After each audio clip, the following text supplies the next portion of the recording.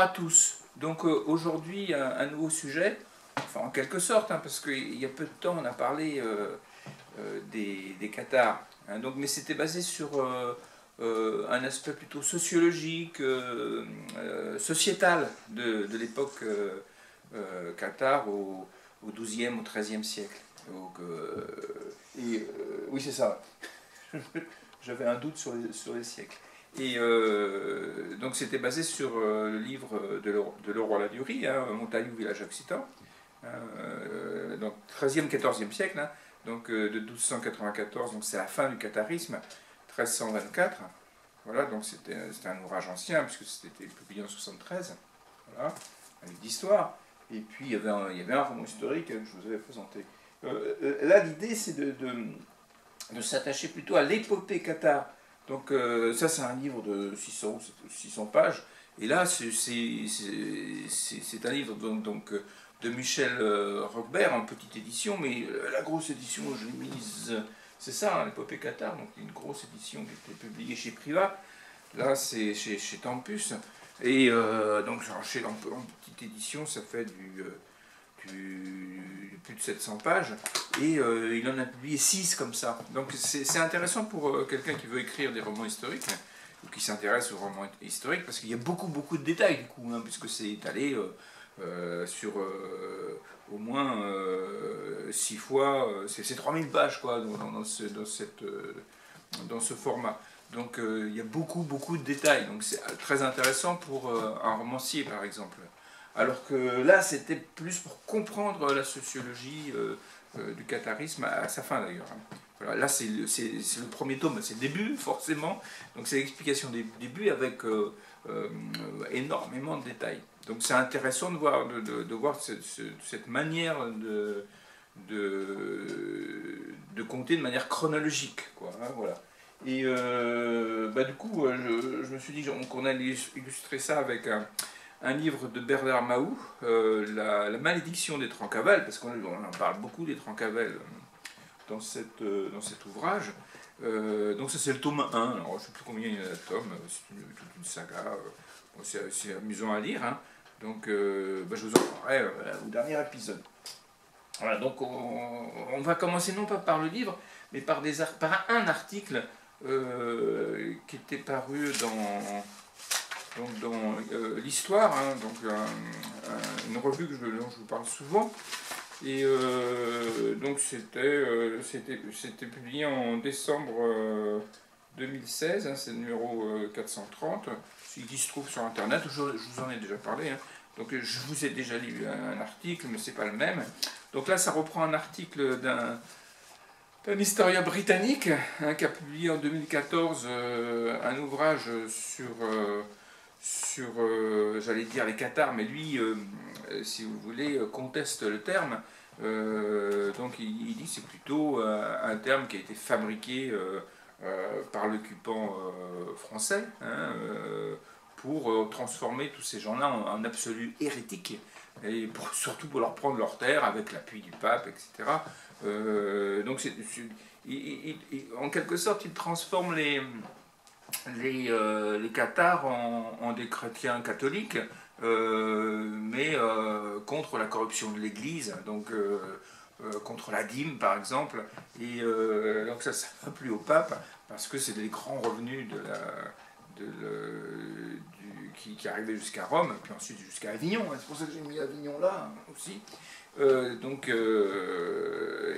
était mis en cause, quoi, hein, par ces pseudo-Qatars, d'après lui, quoi, hein. Donc il a écrit, donc ensuite est paru en 2017 la version française, hein, de chez Belin. Hein, je ne l'ai pas lu, hein, mais je compte bien la lire. Je ne peux pas tout lire, mais ça doit être sûrement intéressant. Mais là, c'est un ouvrage en moins de 600 pages. Donc ça, si vous voulez, ça traite le sujet, mais pas de la même manière en quelque sorte qu'ici. Alors lui, ne remet pas du tout en cause le terme de Qatar, mais c'est traité sur 3000 pages, ce qui est ici traité sur moins de 600, quoi. Vous voyez, voilà. Donc c'est pas du tout le même esprit. Je le lirai, hein, mais pour l'instant on va lire donc cet article. Donc le journaliste lui dit, qui appelle-t-on les cathares? Quand sont-ils apparus et où? Alors Robert Moore nous dit, sous leur apparente simplicité, ces questions sont complexes et font l'objet d'un désaccord profond parmi les historiens. Certains admettent la simple correspondance entre ce mot et une réalité du passé bien définie. D'autres, à l'inverse, le rejettent. On peut cependant partir d'un consensus minimal sur les deux emplois principaux du mot cathare. Au Moyen-Âge, d'abord, il apparaît en 1164 dans le titre « Livre contre l'hérésie des cathares », écrit par Egbert, un moine de Schonau, près de Cologne, Köln. Et en 1179, il est cité dans le canon 27 du Concile du Latran III, tenu sous l'autorité du pape Alexandre III, parmi d'autres noms désignant les hérétiques comme Patharin. On le retrouve au XIIIe siècle sous la plume de quelques auteurs italiens, majoritairement ecclésiastiques, pour qualifier les hérétiques de leur région. Mais il ne sert jamais à désigner les hérétiques du sud de la France, qu'on a dénommés albigeois au XIIIe siècle et qui s'appelaient entre eux ou se faisaient appeler bons chrétiens et bons hommes. D'où vient alors cette idée d'une église cathare solidement implantée dans l'Occident du XIIIe siècle, lui demande le journaliste. On touche ici à la deuxième manière dont le mot a été employé. Son usage moderne et l'idée de catharisme ont été lancés par un historien strasbourgeois, Charles Schmitt, dans son Histoire et doctrine de la secte des cathares ou albigeois, paru en 1849. Schmitt désignait par là une église qui aurait été fondée dans les Balkans, puis implantée par la suite parmi les populations de tout l'Occident chrétien. Cette église aurait été dotée de structures institutionnelles avec une hiérarchie et des rituels spécifiques. Sa théologie aurait eu pour trait essentiel le dualisme, l'opposition manichéenne entre un principe du mal recouvrant toute matérialité en ce bas monde et un principe du bien purement spirituel. Ce sont les adeptes de cette église qui auraient été les principales victimes de la croisade contre les albigeois 1209-1229, puis de l'Inquisition des années 1230 au début du XIVe siècle. Voilà, jusqu'au début du XIVe siècle. C'est le cas de Montaigne. Ainsi est née la vision traditionnelle qui a connu son apogée dans les années 50, avec notamment l'ouvrage de l'historien allemand Arno Borst des Catharer, en 1953, traduit en français en 1974, et les recherches d'un érudit dominicain, le père Antoine Donden, auteur d'études sur la hiérarchie cathare en Italie. Cette tradition demeure bien vivante aujourd'hui encore, aussi bien chez les littérateurs de tout poil qu'auprès de nombreux chercheurs universitaires. Un sentiment de scepticisme, cependant, s'est fait jour à partir du milieu du XXe siècle.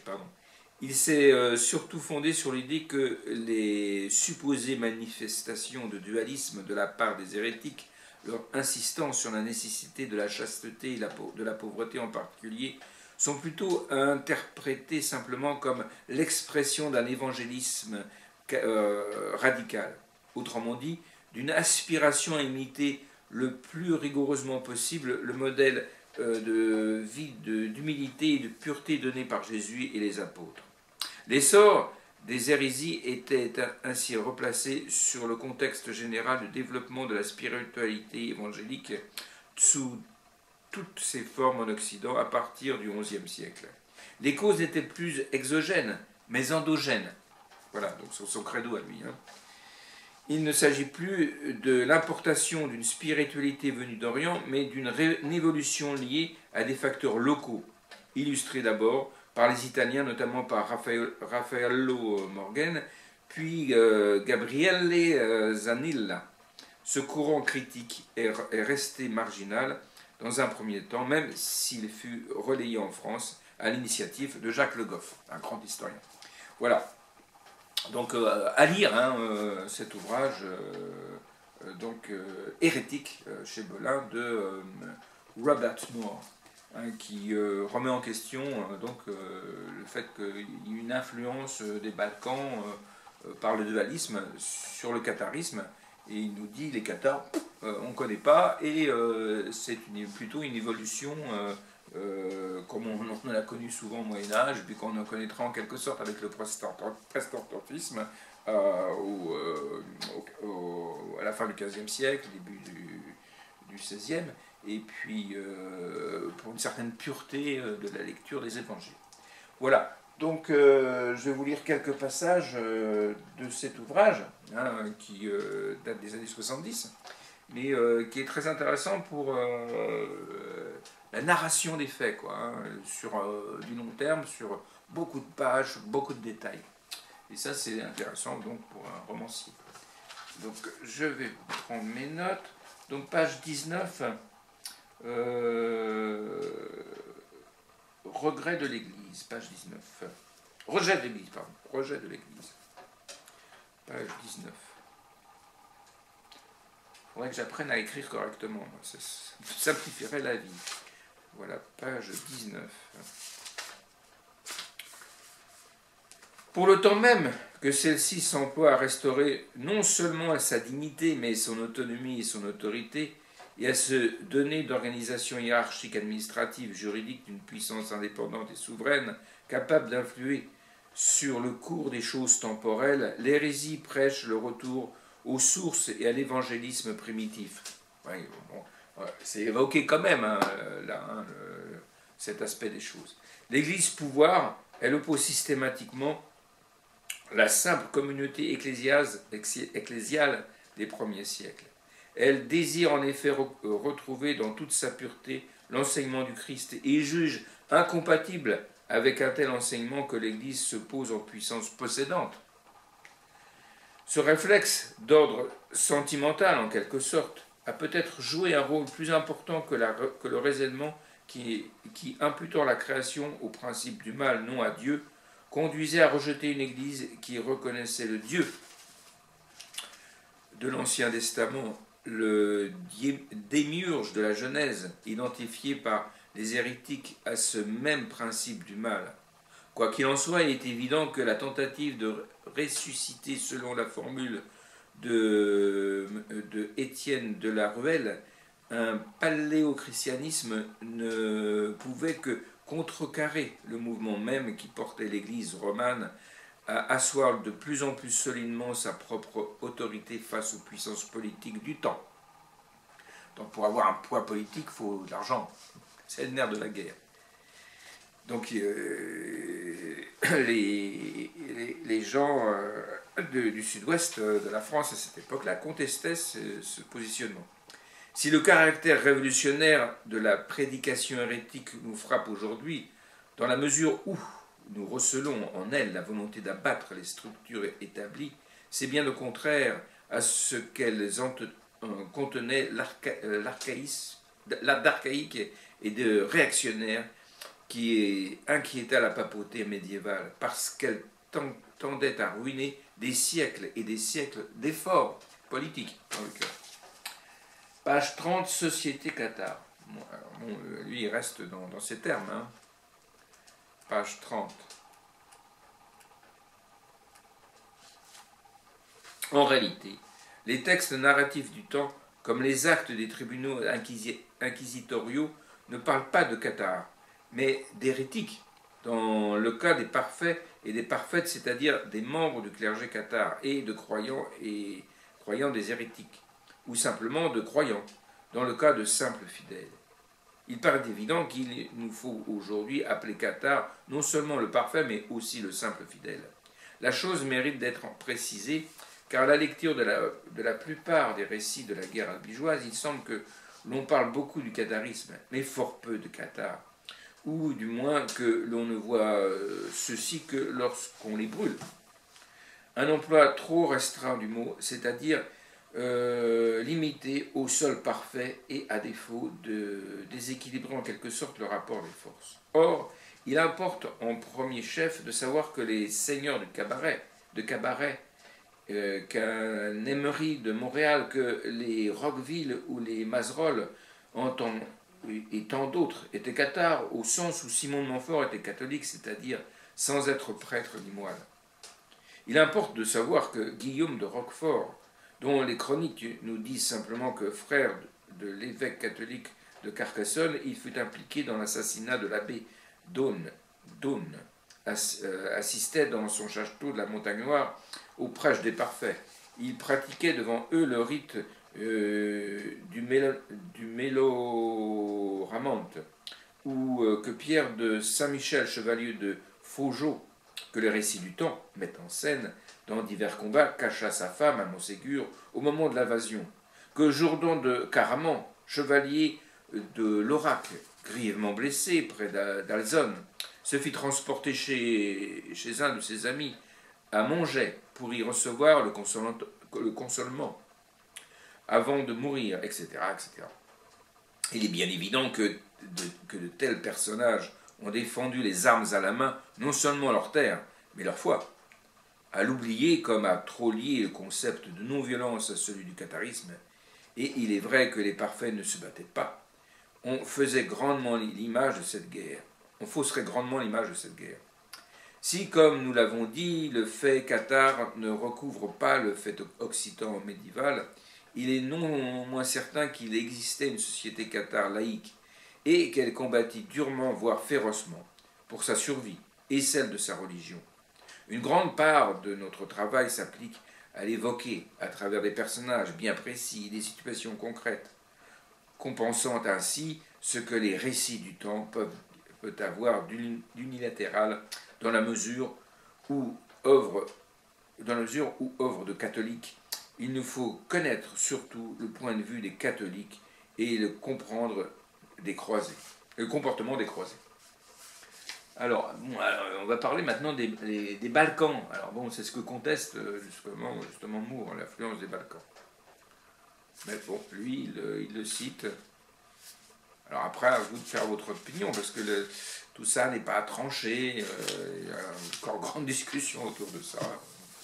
C'est intéressant pour les historiens. Après, le romancier fait son choix. C'est dans les Balkans que tout a commencé. Ou pas. Hein. Vers l'an 950, le tsar de Bulgarie se plaignit au patriarche de Constantinople du succès que remportait auprès des populations un mouvement religieux anticlérical fortement teinté de manichéisme. La tradition en attribua la paternité à un prêtre nommé Bogomil, l'aimé de Dieu. Par l'intermédiaire du polysianisme dont il aurait été nourri, doctrine d'une secte d'Asie mineure dont les membres avaient été déportés en Thrace, ce personnage, plus ou moins mythique, aurait répandu les principales idées manichéennes. La croyance en deux principes, sinon en deux dieux d'égale puissance, celui du bien et celui du mal, et son corollaire, à savoir que la création est l'œuvre du principe du mal et de lui seul.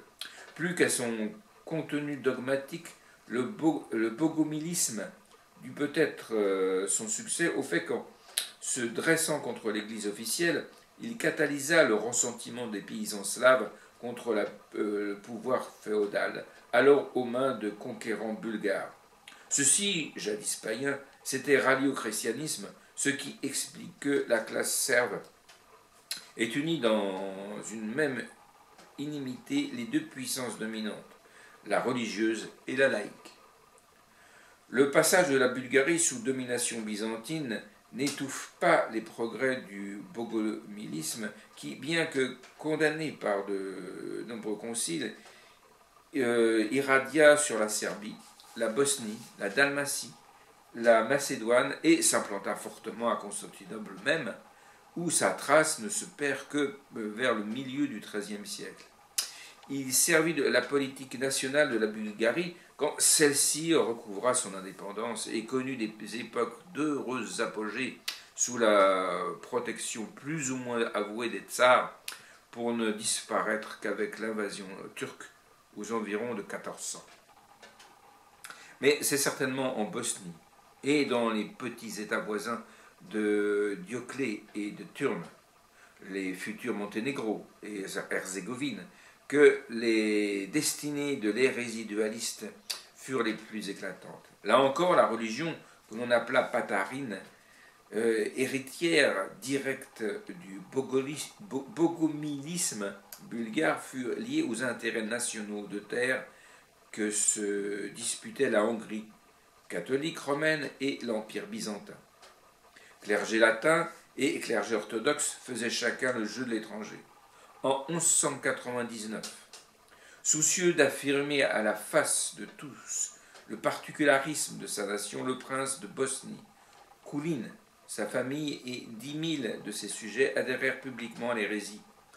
Promu religion d'État, Rome réagit en demandant au roi de Hongrie de lancer une croisade. Après des succès momentanés, l'intervention n'eut pas le résultat escompté. D'autres croisades avortèrent. Les missions dominicaines et franciscaines n'aboutirent pas, et la croisade albigeoise était pour sa part terminée depuis plus d'un siècle, que le pape Urbain V pouvait voir dans la Bosnie le réceptacle de l'hérésie qui s'y concentre de tous les points du monde. Et là encore, il fallut attendre l'arrivée des Turcs, peu avant 1500, pour que disparût l'hérésie bosniaque.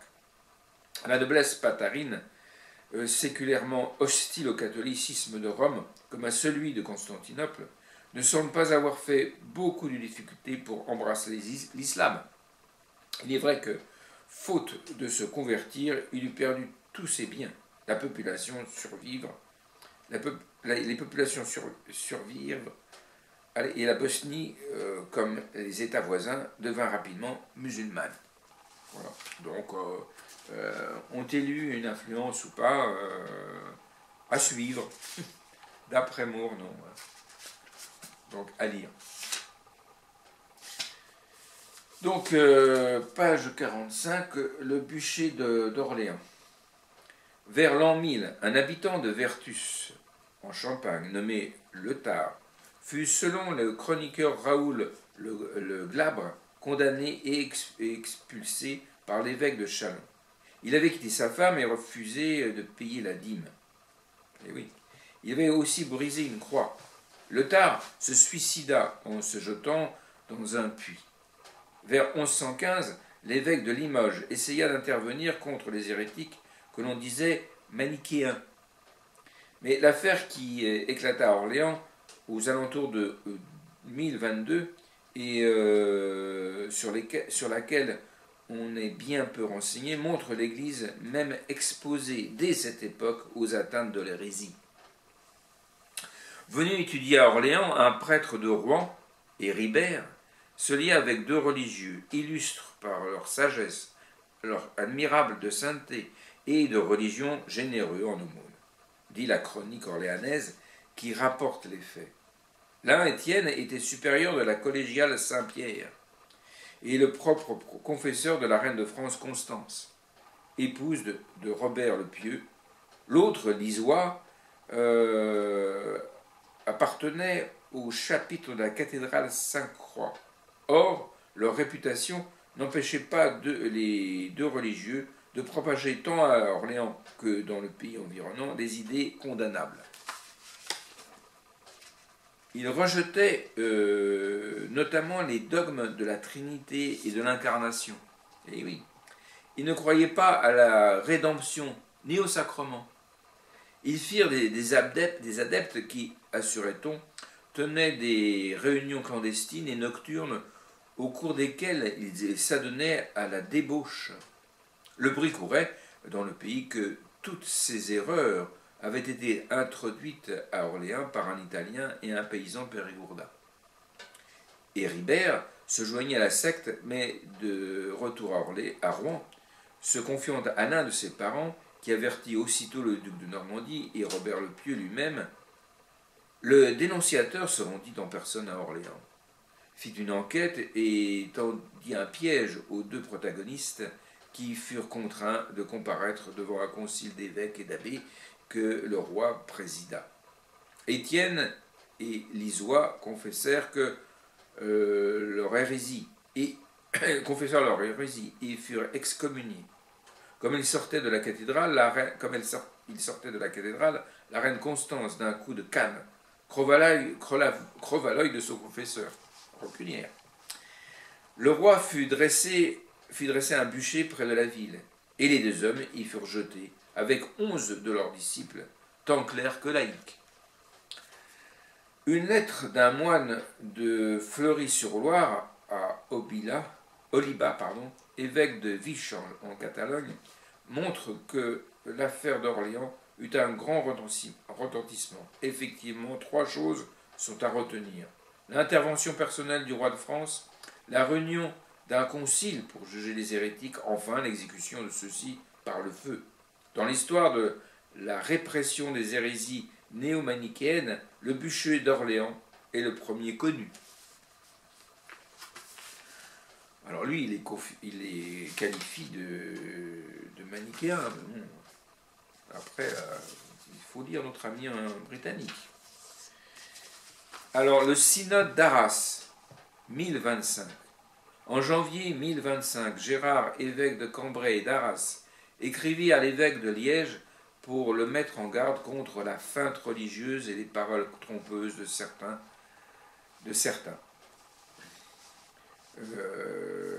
Que certains venaient d'avoir affaire à des gens qui, ayant mensongèrement affirmé qu'ils tenaient leur croyance de la doctrine évangélique et apostolique, rejetaient pour nul le mystère du baptême et le sacrement du corps et du sang du Seigneur.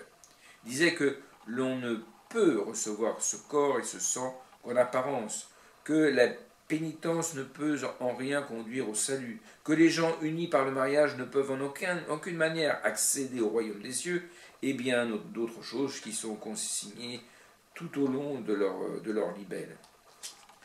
Une relation fort détaillée nous éclaire par ailleurs et sur les hérétiques et sur la façon dont Gérard réussit à les remanier au sein de l'Église. Aux accusations contenues dans les lettres relatives au sujet du baptême et de l'Eucharistie et de la pénitence, et à l'exécration du mariage, elle ajoute le refus de vénérer les apôtres et les martyrs. Gérard somma d'abord les hérétiques de comparaître devant lui. Comme il cherchait à s'enfuir, il les fit arrêter et jeter 3 jours en prison. Puis on les conduisit devant un synode réuni en la cathédrale d'Arras. Interrogés par l'évêque, ils confessèrent leur croyance tout en se défiant de s'écarter de l'enseignement du Christ. Pour quiconque daigne les considérer comme avec soin, dirent-ils, la loi et la discipline que nous avons reçues de notre Maître ne contredisent ni les principes évangéliques, ni les lois apostoliques. Elles tiennent en effet en ceci: se détacher du monde, réfréner les mauvais désirs, assurer sa subsistance par le travail de ses mains, et de faire de tort à personne, se montrer charitable envers tous ceux qui rejoignent notre mode de vie par amour pour lui. Mais voici où les choses se gâtèrent. Si l'on observe les commandements pour suivre les hérétiques, le baptême ne sert à rien. Ni si on les enfreint, il ne peut conduire au salut. Voilà, alors là on va passer à la page 60, l'exécration de la procréation. Les hérétiques tenaient la procréation pour mauvaise en soi, puisqu'elle perpétuait la vie corporelle, création diabolique et prison de l'âme. Pour eux, le sacrement du mariage était nul, car aucun sacrement ne pouvait rendre licite l'acte charnel. Le mariage était même pire que l'union libre, puisqu'il tentait de légitimer un acte mauvais par essence, et que de surcroît il aboutissait plus sûrement qu'elle à la procréation. La chasteté absolue n'était cependant exigée que des initiés, ceux qui, élus, purs ou parfaits, avaient la connaissance, laquelle, les ayant libérés du mal, les avait fait libres et responsables. Les autres, les fidèles, les simples croyants, pouvaient se marier, mais prenaient alors le risque de subir de nouvelles réincarnations, jusqu'à ce qu'ils aient suffisamment de force d'âme pour renoncer à la chair. qu'en attendant, il s'y adonnasse dans l'état de mariage où, en dehors de lui, le péché était le même. Voilà, on avait vu un peu ça aussi dans Montaillou. Voilà, donc page 80, Saint-Bernard.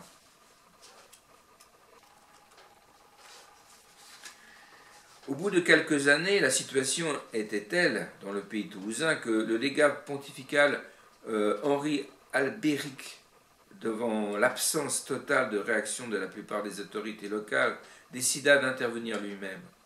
Se trouvant à Bordeaux en printemps 1145, il y convoqua Saint Bernard ainsi que les hérétiques de Chartres et d'Agen. Il fut décidé d'organiser une mission. Avant de gagner Toulouse, Saint Bernard écrivit personnellement au comte Alphonse Jourdan. Combien de mots qui sont parvenus à nos oreilles et à notre connaissance l'hérétique Henri a-t-il causé et cause-t-il quotidiennement aux églises de Dieu? C'est un loup rapace qui, sous des dehors de brebis, agite dans votre terre, mais selon l'indication du Seigneur, c'est à des bruits que nous le reconnaissons. Les basiliques sont privés de fidèles, les fidèles de prêtres, et les prêtres de la révérence qui leur est due. En un mot, les chrétiens sont privés du Christ. Les églises sont traitées en synagogue, la sainteté du divin sanctuaire est niée, les sacrements sont vilipendés, les fêtes ne sont plus solennisées.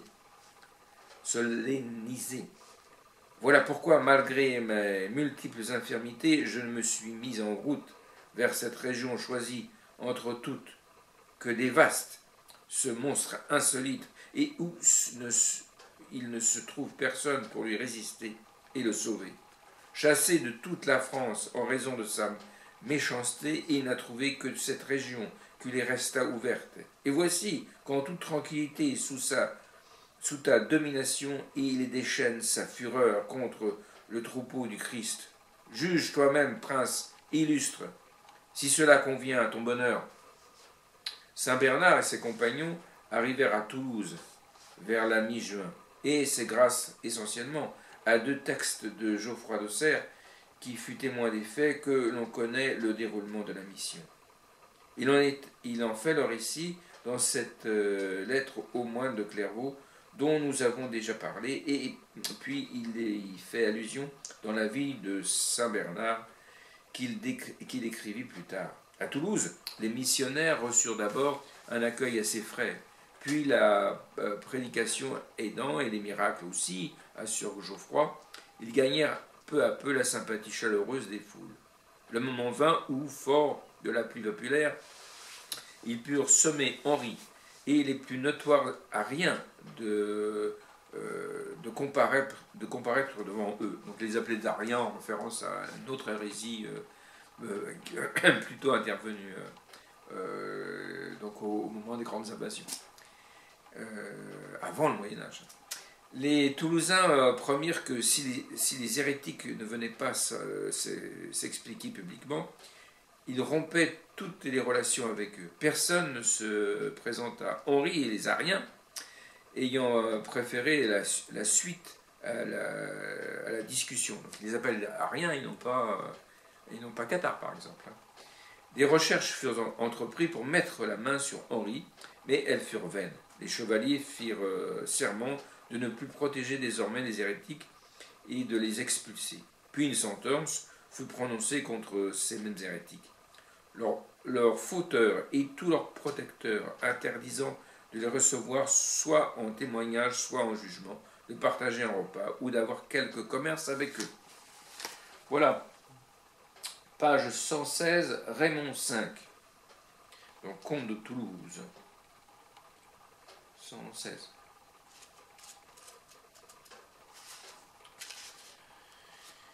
Il était prince occitan sur lequel l'Église aurait pu compter. Les trois catholiques comtes de Toulouse, Raymond V, le très catholique comte de Toulouse, Raymond V. Il lança bien contre les hérétiques un édit d'expulsion.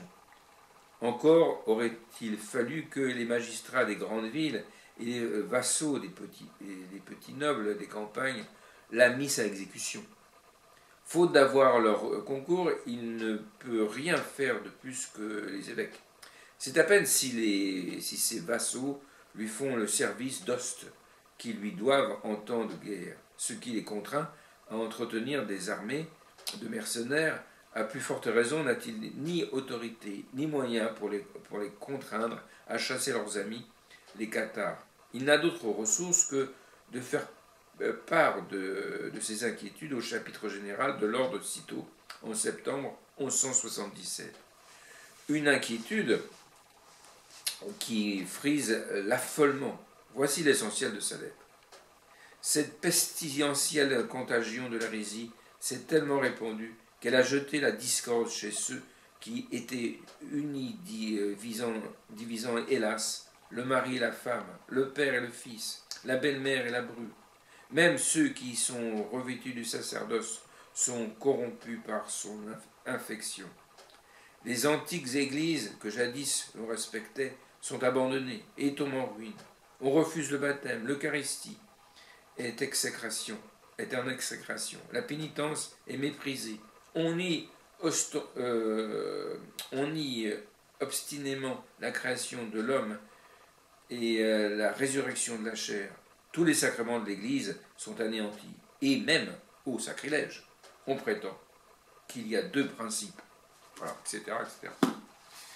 Voilà, c'est pour voir un peu l'état de la chrétienté à l'époque en Occitanie. Alors, page 119, Pierre Morand. Page 119. Pierre Morand. Il est né à Toulouse, au 54 de la rue du Thor, juste à l'angle de la rue du Périgord, un imposant corps de bâtiment, une sorte de grosse tour carrée en briques anciennes, dépendance de la bibliothèque universitaire. À l'intérieur, une salle basse voûtée sur croisée d'ogives, la première qui fut apparue à Toulouse, avec deux petites fenêtres qui donnent sur la rue du Périgord. C'est la maison des Morand, du moins ce qui reste de la demeure que Beaumassip Morand, conseiller de Toulouse, du comte de Toulouse, puis consul, avait fait construire en 1150. Pierre Morand, qui habitait en 1178 et qui était peut-être son fils, était un riche bourgeois assez avancé en âge et très bien considéré dans la ville. La famille Morand, originaire sans doute des environs de Martre-Tolosan, où se trouve un village de son nom, fut une des plus grandes familles du Moyen-Âge toulousain, jusqu'au XVe siècle. Les Morand figurent près de 80 fois sur la liste des consuls et des capitouls. Outre sa maison fortifiée, voisine de Saint-Cernin, dans le bourg, Pierre possédait un château dans la campagne. Dans l'une et l'autre de ces demeures se tenaient la nuit des réunions au cours desquelles il prêchait, car Pierre Morand était cathare. Le terme cathare est là. On les dénonça comme chef des hérétiques de Toulouse. Cité par les soins du comte, il refusa de comparaître. Alors le comte le convoqua et le conduisit lui-même devant le légat. L'un des missionnaires l'interrogea. Il n'y a être hérétique. On lui demanda d'en faire le serment. Il refusa, alléguant que ses paroles ne sauraient être mises en doute. Mais le refus de prêter serment était, on le sait, un grave motif de suspicion, voire un aveu. Alors, on interrogea sur les articles de la foi. Là, il ne cacha pas sa pensée. Il déclara que le pain consacré par le prêtre n'était pas corps du Christ. Convaincu d'hérésie, on le remit au comte, qui le fit emprisonner. On décida de confisquer ses biens et de raser ses châteaux. Et oui, ce fut alors que Morand demanda à abjurer. La cérémonie eut lieu à Saint-Cernin.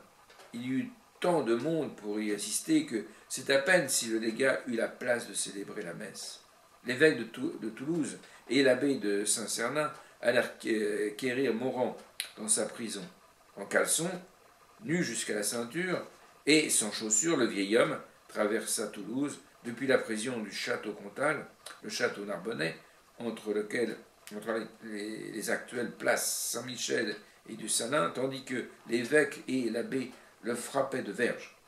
Il traversa toute la cité, passant sans doute devant la maison communale, devenue plus tard le Capitole, franchit la muraille qui séparait la cité du bourg, Saint-Cernin, et par la rue du Thor, gagna la basilique.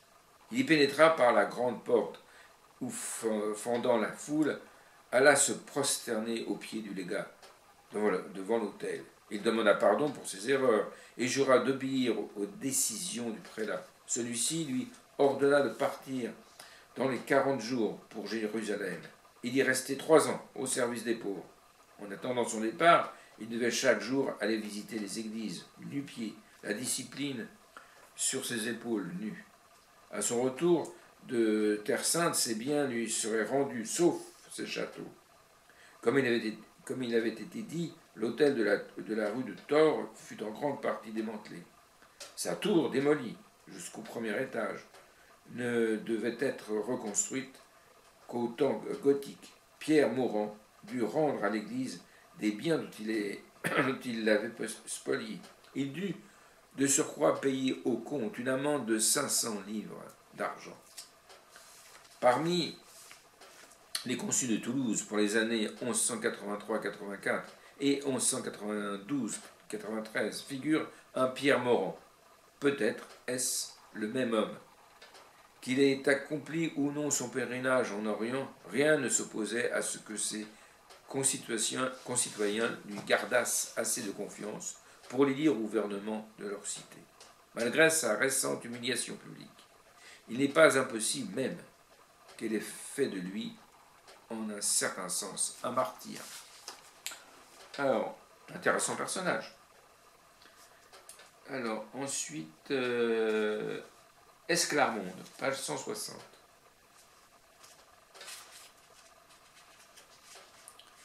Page 160. Le fils majeur de l'église Gosselin est certainement l'une des plus éminentes figures du catharisme occitan. Tout au long de sa longue carrière attestée de 1193 à 1242, Guy Labert fut par excellence le familier de la haute aristocratie hérétique, auprès de laquelle il joua autant de rôles, le rôle d'un conseiller politique que celui d'un pasteur. Il était lui-même sans doute de noble extraction. Il était instruit.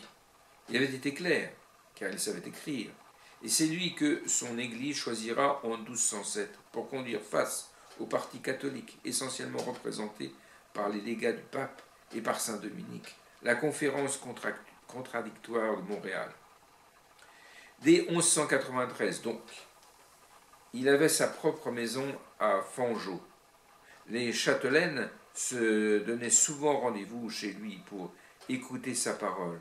Aude et Indy de Fangeau, fait de Lalille, Raymond de Dufort, sort de Mortier, Raymond de Saint-Germain, simple croyante encore avant de devenir parfaite. Il ne surprend pas que la sœur du comte de Foix ait voulu recevoir de lui personnellement son ordination pour des motifs que l'on pourrait presque appeler mondains. En même temps qu'elle, Aude, fait de Dufort et Raymond de Saint-Germain prirent la vêture. Au cours d'une cérémonie quelque peu extraordinaire qui réunit 57 dames nobles et seigneurs, au premier rang desquels le comte de Foix en personne, sans compter les bourgeois. Des familles entières sont venues assister à l'héritation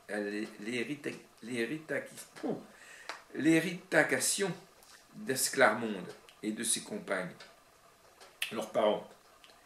Ainsi les Durfort, il y a là Bernard et son fils Raymond, le chevalier troubadour Guilhem, donc ça fait penser à Guilhem d'Ussel, avec son épouse Raymonde, sa fille Esclarmonde, son gendre Feste, et des parents de son gendre, Guiraud de Feste, Roger de Feste, et son épouse Orbiry. Donc donc c'est la société aristocratique de l'époque qui était très teintée d'hérétique et peut-être de catharisme. Ce terme, qu'il n'est pas sûr, dont on n'est pas sûr de la véracité. Donc ensuite, Raymond VI, page 195.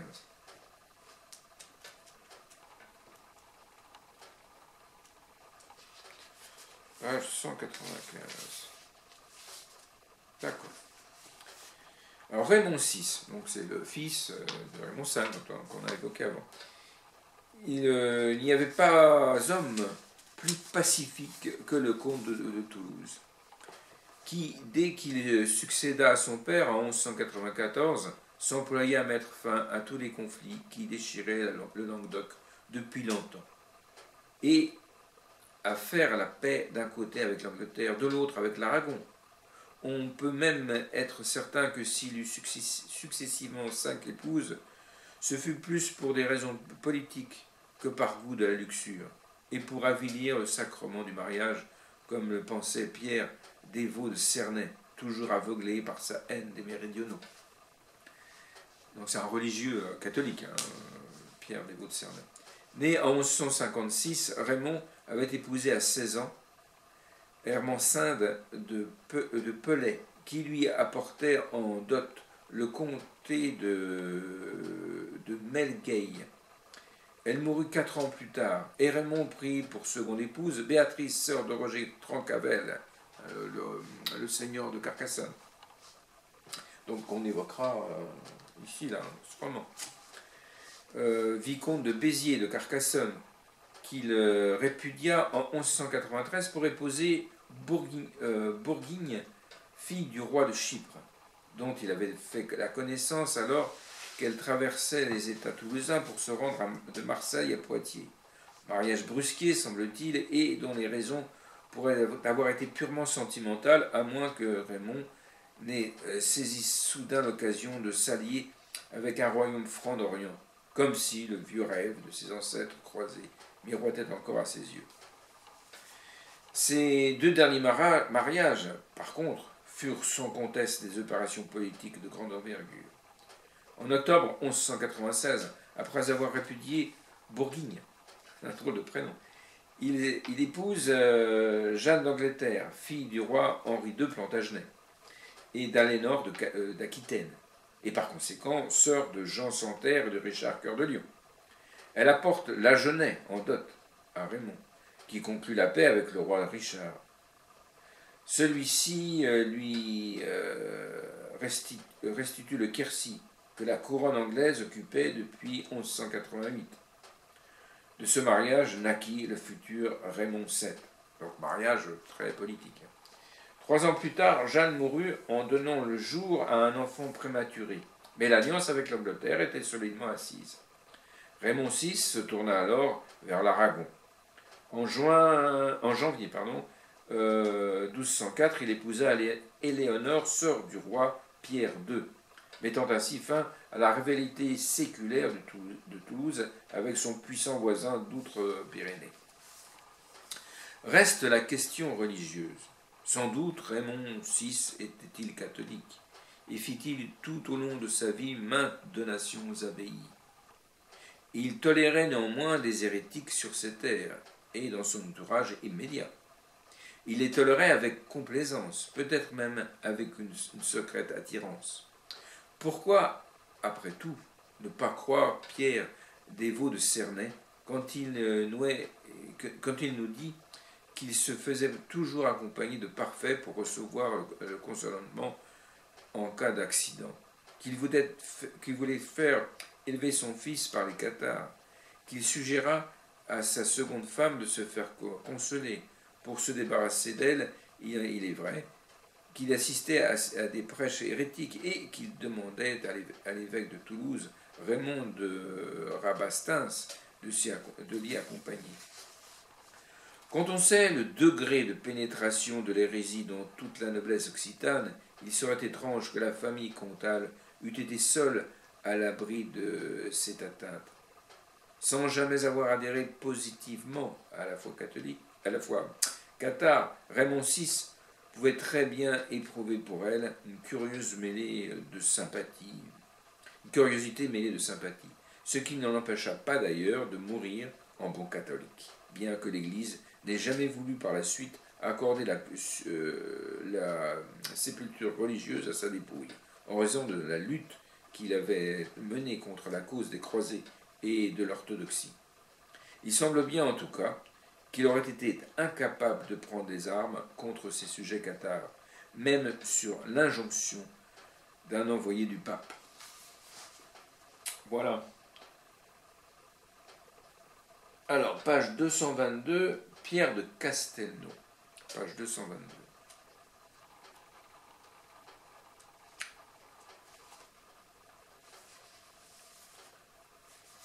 Voilà. Voilà. Lorsqu'au sud-ouest de Palavas, on s'engage sur l'étroite bande de terre sablonneuse qui sépare la mer des étangs d'Arnelles, le Vic et d'Agril, on suit sur 4 km environ un chemin bordé de tamaris, tracé droit à travers les vignes. Tout au bout, une petite butte porte au milieu d'un parc ombragé les bâtiments d'un important domaine. Jadis, tout ceci était une île. Un village se pressait autour de l'évêché, qui avait été fondé dès le VIe siècle dans ces lieux assez peu hospitaliers. Si peu même qu'après bien des vicissitudes, l'évêché de Maguelone, pris par les Sarrasins au VIIIe siècle, repris et dévasté par Charles Martel, reconstruit au XIe siècle, fut finalement transféré à Montpellier en 1536, après que la population de l'île eut elle-même émigré depuis longtemps sur la terre ferme. 100 ans plus tard, Louis XIII fit démolir le village qui servait de refuge aux protestants.